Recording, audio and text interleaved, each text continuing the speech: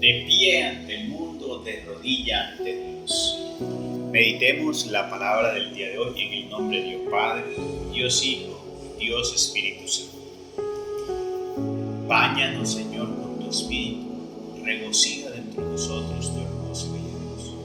Danos tu sabiduría, tu inteligencia, tu discernimiento. Danos el poder comprender lo que es bueno y lo que es malo, para hacer solo lo bueno, ya que lo bueno es grato a ti y es para el bien nuestro. Leemos de Marcos 3, del 1 al 6. En aquel tiempo, Jesús entró en la sinagoga, donde había un hombre que tenía tullida una mano. Los fariseos estaban espiando a Jesús para ver si curaba en sábado y poderlo acusar. Jesús le dijo al tullido: levántate y ponte allí en medio. Después le preguntó: ¿qué es lo que está permitido hacer en sábado, el bien o el mal? ¿Se le puede salvar la vida a un hombre en sábado o hay que dejarlo morir? Ellos se quedaron callados.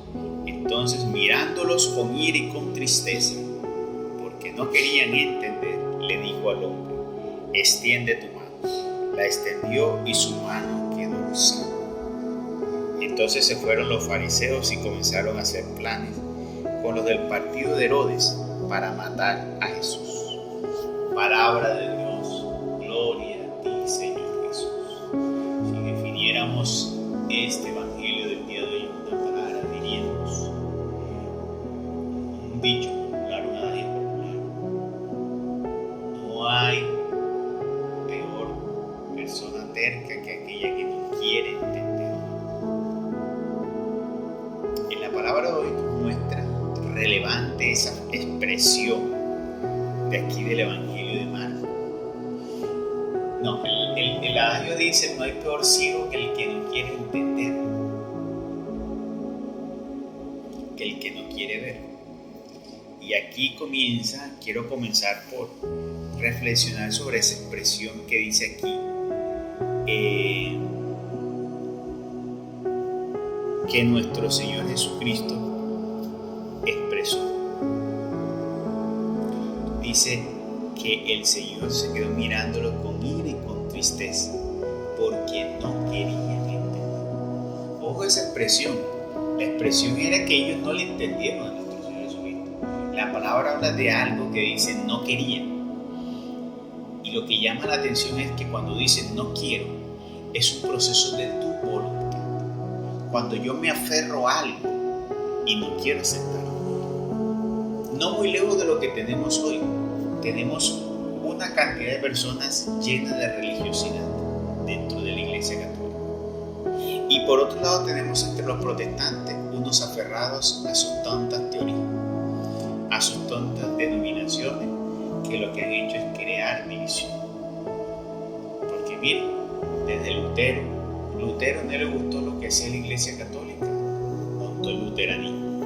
Se unió con Calvino. Calvino llegó un momento que no le gustó algo de Lutero, de la teoría de Lutero, y de los dogmas de Lutero montó el calvinismo. Dentro del calvinismo vino uno que no le gustó lo que hacía el calvinismo, montaron entonces otra línea.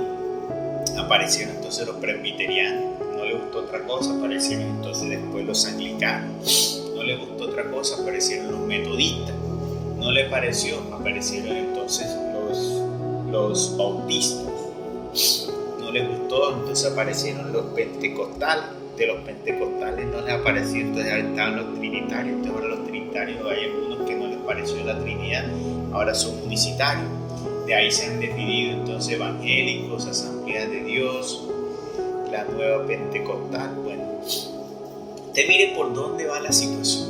Cuando yo no quiero entender, a mí lo que me lleva es a crear división y me lleva a crear unas falsas y erróneas teorías, por lo tanto también a llevar una falsa concepción de la fe.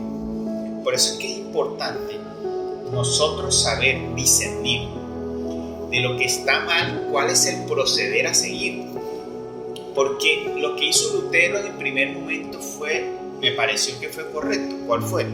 Lutero denunció lo que estaban haciendo muchos obispos y cardenales, que vendiendo supuestamente vendiendo la salvación por dinero. Imagínense eso. Claro que sí, eso había que denunciarlo.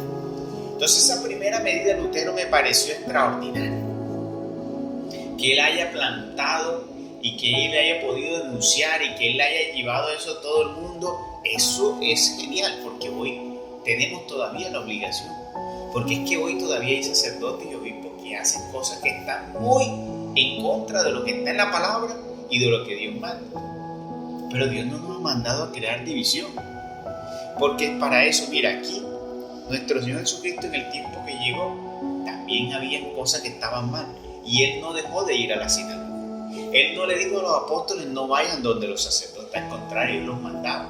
A los que sanaban, ¿a dónde los mandaba? Los mandaba donde los sacerdotes. Decía, vayan donde el sacerdote y lleven lo que tienen que llevar donde Él la ofrenda. Entonces, miren que Él no se estaba saltando eso, pero Él denunciaba.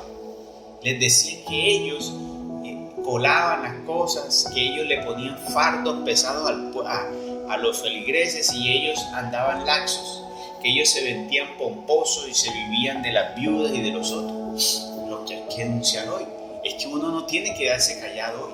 Hay que denunciar todo eso que está en contra de la palabra que está dentro de la iglesia, y eso es lo que nosotros estamos haciendo. Nuestra comunidad, somos católicos, pero nosotros denunciamos todo lo que está mal.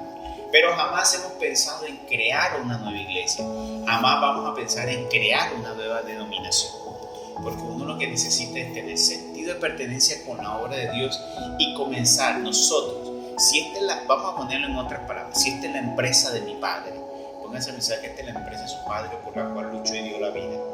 Yo cómo me voy a coger y montarle una competencia, porque hay algunos que están haciendo las cosas mal. No, señor, yo le defiendo a capa y a espada. Entonces nosotros creemos que debemos tener el celo por el templo. Lo que nos falta hoy es tener celo por el templo. Vean, los sacerdotes no son los dueños de los templos. Ellos simplemente están puestos allí para llevar la obra, pero ellos no son los dueños de los templos. Por lo tanto, ellos no son los dueños de la iglesia. Ellos están predicando dentro de la iglesia. Pero la iglesia la construimos todos. Los que tenemos responsabilidad con la iglesia somos todos. Por lo tanto, si yo veo que el sacerdote está haciendo lo que es contrario, pues yo tengo que denunciarlo. Si yo veo, por ejemplo, un sacerdote en homosexualidad acostándose con otro hombre, yo tengo que denunciarlo. ¿Cómo voy a denunciar yo la homosexualidad en otra persona y no lo voy a denunciar en ellos? ¿Cómo voy a ver yo un sacerdote viviendo con una adúltera y yo no lo voy a denunciar? O sea, entonces cuando ellos predican también cosas inadecuadas, yo tengo que saber llegar donde ellos y decirle en la equivocación que están. Entonces, esa es una parte aquí. Mire que el Señor miró con tristeza, pero también con rabia, al ver tanta terquedad. Si el Señor viniera hoy, estuviera mucho más triste, porque hoy, tristemente, los feligreses se dan cuenta que los otros están haciendo mal y dicen, no, ya eso, ellos verán a ver, ya eso no es cuestión mía, sí es cuestión tuya, porque por omisión también nos condenamos, porque la palabra de Dios dice que si tú sabes del error de tu hermano y tal vez la ignorancia lo practica y tú no le dices nada, pues también recaerá sobre ti la culpa. Nosotros no podemos desobligarnos de las cosas simplemente porque es el no. Alguien tiene que saberle decir, y nosotros tenemos la obligación de tener un celo por la iglesia de nuestro Señor, de defender la doctrina de nuestro Señor, de lo que debe ser correcto. Por eso uno no debe levantarse. La palabra es no levantarse contra el sacerdocio. La palabra es exhortar y denunciar lo que hace el sacerdocio, que lo hacía nuestro Señor Jesucristo. Pero Él nunca mandó que se separaran de allí, y nosotros no tenemos que fundar nuevas iglesias. Nosotros lo que tenemos que es denunciar y también cambiar nuestra vida, para que viendo los demás en nosotros una vida correcta y una vida llena de la gracia de Dios, ellos también nos imiten o imiten esa vida, y ahí no hay necesidad de crear iglesias, y para que así también los que nosotros exhortemos, ellos también se den cuenta que venimos de Dios. Entonces, que no nos vaya a mirar el Señor con tristeza y también con rabia por nuestra forma de vivir. Ojo con eso. A veces no queremos entender. Hay gente que vive su vida de fe como ellos quieren y le parece, no como Dios manda. Qué tristeza que Dios nos pueda mirar con ese dolor, con esa rabia, por tanta terquedad, por tanta desobediencia en nuestra vida. Porque hoy la humanidad está sumida entre tanta desolación, tanta falta de temor de Dios y desobediencia.